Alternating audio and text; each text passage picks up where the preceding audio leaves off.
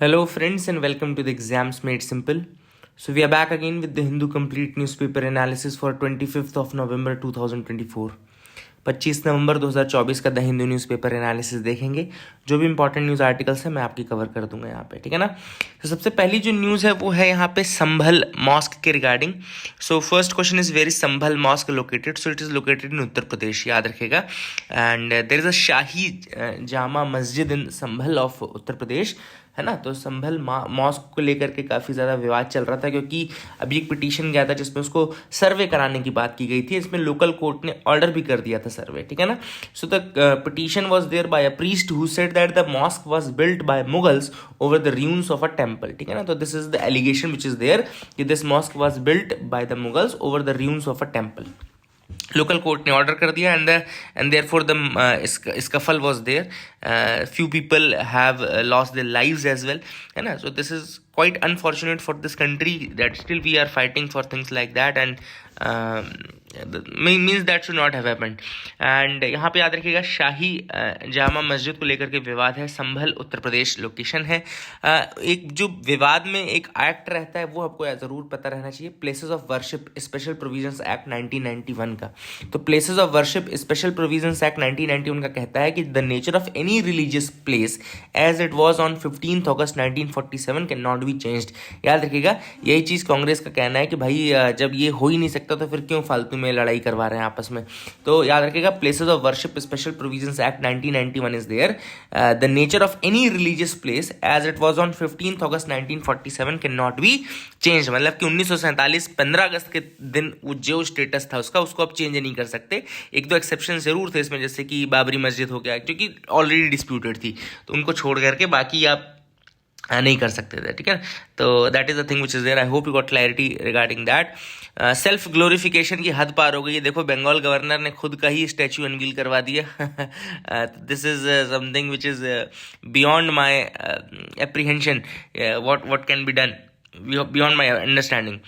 I hope you got clarity regarding first news article. Second जो है वो climate deal is mayor illusion says India. अब जो final जो ड्राफ्टिंग हो रही है और जो फाइनल कल कंक्लूजन निकला in the Azerbaijan summit COP29, उसमें इंडिया का कहना है कि this deal is illusion, it's an optical illusion. मतलब देखने में डील लग रही है but it's not actually a deal.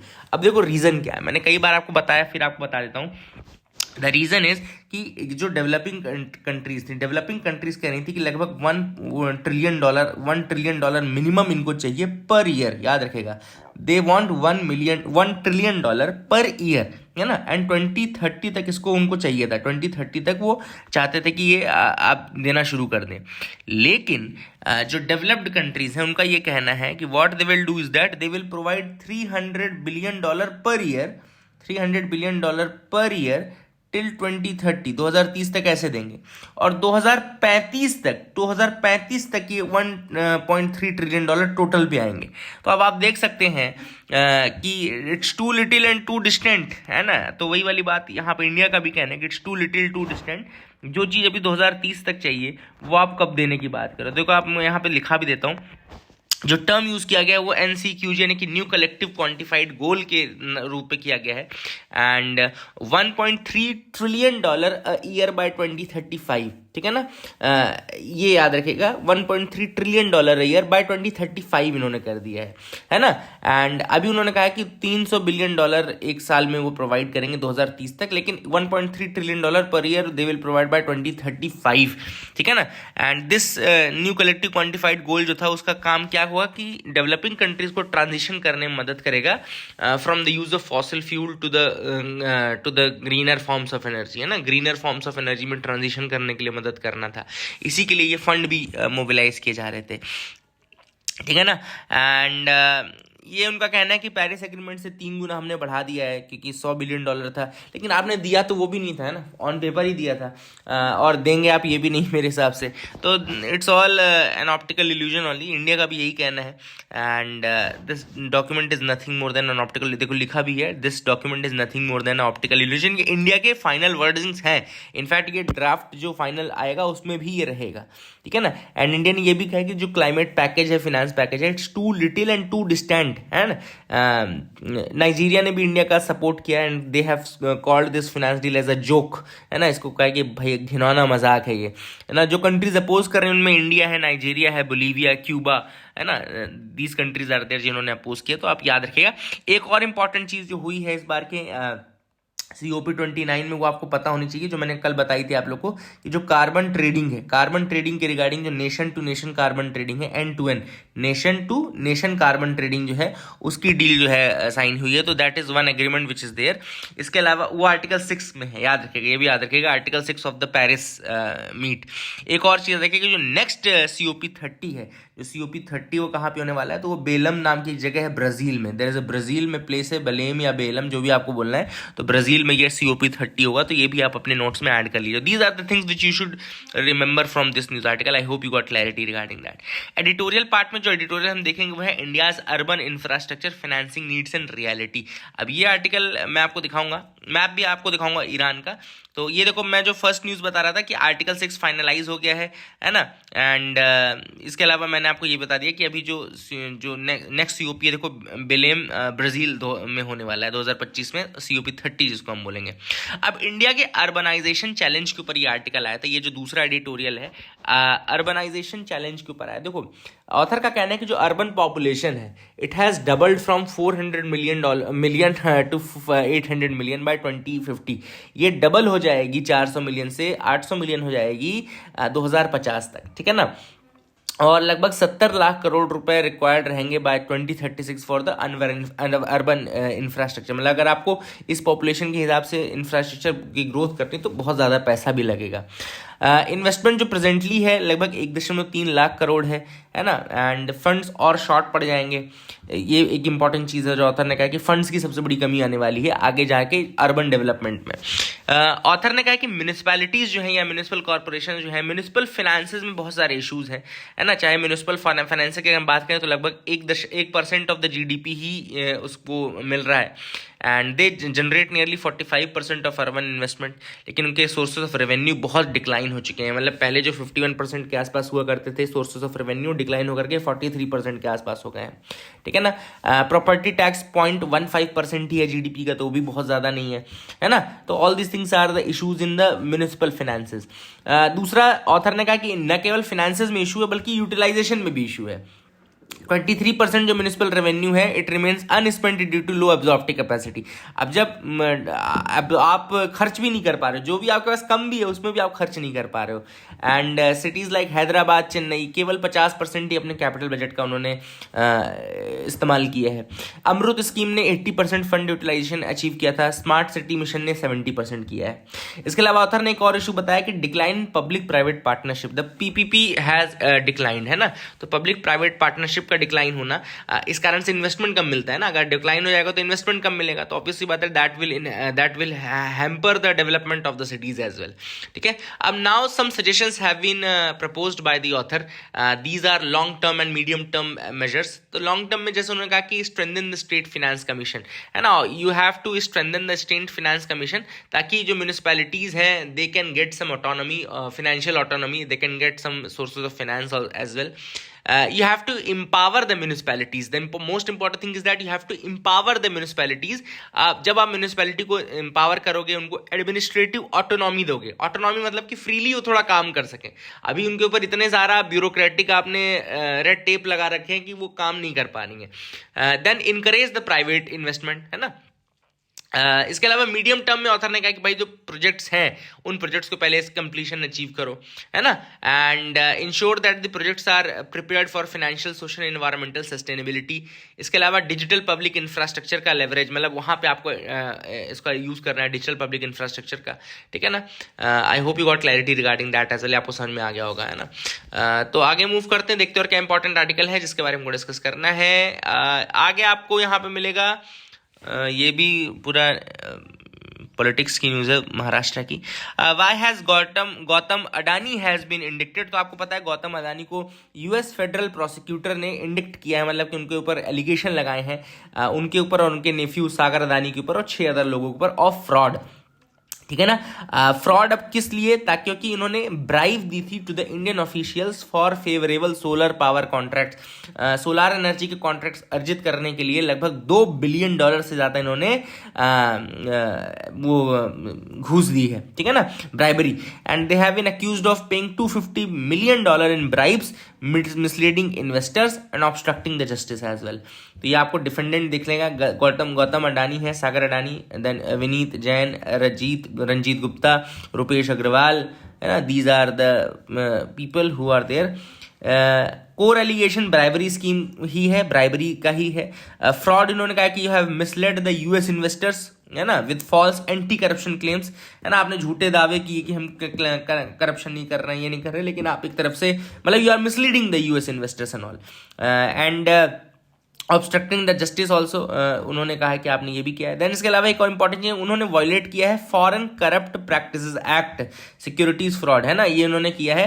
Criminal charges जो यूएस ने लगाए हैं उसमें लिखा है कि you have violated our foreign corrupt practices act, FCPA America का है, फॉरेन करप्ट प्रैक्टिसेस एक्ट, उसको आपने वायलेट किया है ना, and you have misled the US investors and all. तो all this things are there. अब देखते हैं आगे क्या होता है, आगे मूव करते हैं, देखते हैं और क्या इंपॉर्टेंट न्यूज आर्टिकल है जिनके बारे में हमको डिस्कस करना है। तो you can move ahead with me, आप बिल्कुल मेरे साथ आगे बढ़ सकते हैं। After a health emergency toxic air फोरटेल्स an economic one. अब यहाँ पर पोल्यूशन के ऊपर ये आर्टिकल है कि किस तरीके से दिल्ली में जो पोल्यूशन बढ़ रहा है, सारी चीज़ें, एयर पोल्यूशन क्राइसिस क्या है। एयर पोल्यूशन से न केवल इन्वायरमेंट रिस्क है, इन्वायरमेंट का रिस्क तो है ही, ऑब्वियस सी बात है, हेल्थ का सबसे बड़ा रिस्क है क्योंकि जान जाती है भाई, एयर पोल्यूशन से कैंसर और ये सारी चीज़ें आपको होती है ना, ऑब्वियस सी बात है, इससे आपको जान भी जाती है। And it is leading environmental health risk as well, leading environmental health risk है, specially children, pregnant women, elderly, they face very heightened risk of respiratory, cardiovascular and chronic illnesses, ठीक है ना। तो जो बीमारियां मैं बता रहा था, तो they specially these categories, children, pregnant women and elderly, respiratory, cardiovascular, chronic illnesses आपको होती है। इसके अलावा कॉस्ट केवल हेल्थ वाली नहीं है या इन्वायरमेंट वाली नहीं है, economic and social cost is also there. क्यों? क्योंकि air pollution will lead to loss of productivity, obvious सी बात है, it will lead to the loss of productivity. Health care cost आपकी बढ़ेगी तो आपकी इकोनॉमिक कंडीशन खराब होगी, इनइक्वालिटी बढ़ेगी, वल्नरेबल लो इनकम कम्युनिटीज जो हैं they will be hit the hardest, है ना, ये भी आपको पता होगा।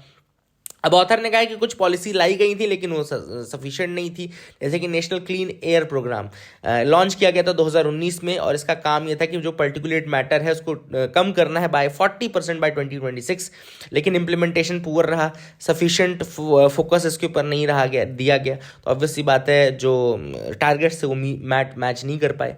Then there are structural issues, जैसे कि the reliance on fossil fuels is very high, clean energy infrastructure इतना ज़्यादा हमारे कंट्री में है नहीं, the policies are also fragmented, है ना। तो all this things are again issues.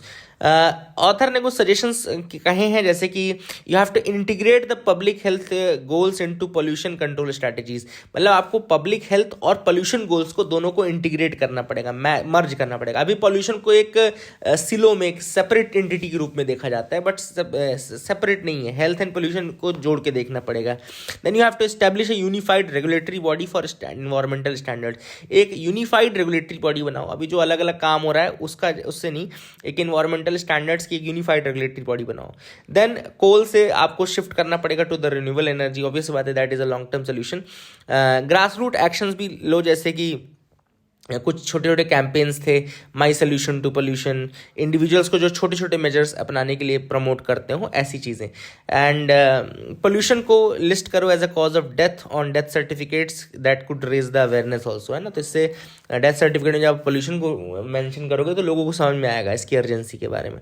तो I hope you got clarity regarding that as well, आपको समझ में आएगा। बहुत अच्छा आर्टिकल था, कई मेंस के हिसाब से आपको मिला होगा। देन एक न्यूज़ आई थी फास्ट मूविंग गुड्स के रिगार्डिंग। तो what is this fast moving consumer goods, मैं आपको बता दूं।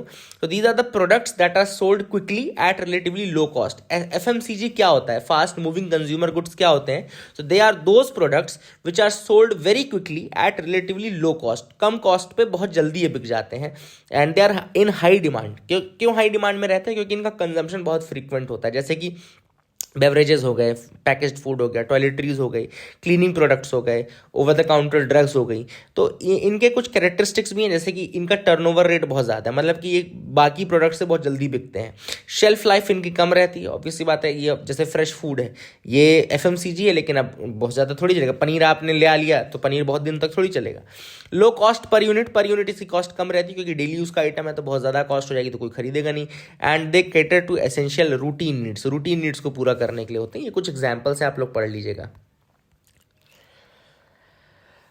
Student loan search PM Vidya Lakshmi scheme to add further boost. ये आर्टिकल जो है पीएम विद्या लक्ष्मी स्कीम पे है। तो मैंने आपको ऑलरेडी बताया था कि पीएम विद्या लक्ष्मी स्कीम जो है उसको collateral free, guarantor free education loan देने के लिए, कोलैटरल फ्री यानी कि कोई आपके ऊपर कुछ गिरवी नहीं रखवाएंगे, गारंटर फ्री, कोई गारंटर की जरूरत नहीं पड़ेगी, आप लोन ले सकते हैं through a simple transparent student friendly process. ठीक है ना, सिंपल ट्रांसपेरेंट स्टूडेंट फ्रेंडली और फुल्ली डिजिटल प्रोसेस है इसमें। एंड इसमें आपको क्रेडिट गारंटी गवर्नमेंट प्रोवाइड करेगी।